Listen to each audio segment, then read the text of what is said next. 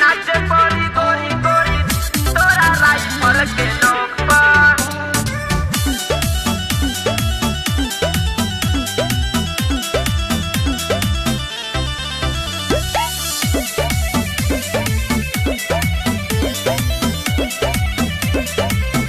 कि धाए धाए गोली चली देवरिया के चौक पर। देवरिया के चौक पर हो, देवरिया के चौक पर। धाए धाए गोली चली रुदलपुर के चौक पर। रुदलपुर के चौक पर हो, रुदलपुर के चौक पर। नाचे पड़ी गोरी तोरा राइफल के नोक पर। नाचे पड़ी गोरी तोरा राइफल के नोक पर। कि नाचे पड़ी गोरी तोरा राइफल के नोक पर। नाचे पड़ी गोरी गोरी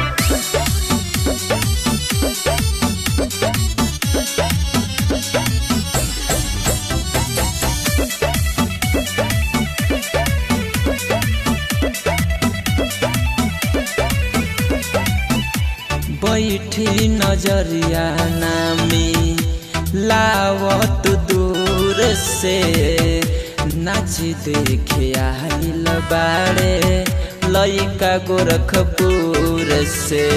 धाए धाए गोली चली भटनी चौक पर। भटनी चौक पर हो, भटनी चौक पर। धाए धाए गोली चली सलेमपुर चौक पर। सालेमपुर चौक पर हो, सालेमपुर चौक पर। नाचे पड़ी गोरी तोरा राइफल के नोक पर। नाचे पड़ी गोरी तोरा राइफल के नोक पर। कि नाचे पड़ी गोरी तोरा राइफल के नोक पर। नाचे पड़ी गोरी तोरा राइफल के नोक पर। नाचे पड़ी गोरी गोरी तोरा राइफल के नोक पर।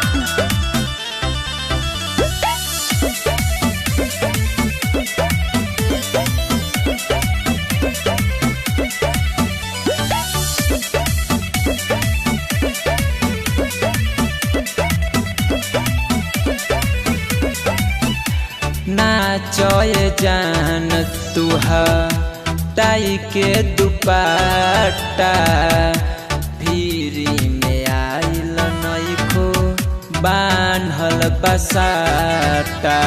धाए धाए गोली चली कुशीनगर के चौक पर। कुशीनगर के चौक पर हो, कुशीनगर के चौक पर। धाए धाए गोली चली गोरखपुर के चौक पर। गोरखपुर के चौक पर हो, गोरखपुर के चौक पर। नाचे पड़ी गोरी तोरा राइफल के नोक पर। नाचे पड़ी गोरी तोरा राइफल के नोक पर। कि नाचे पड़ी गोरी तोरा राइफल के नोक पर। नाचे पड़ी गोरी तोरा राइफल के नोक पर। Sonu recording studio Patna.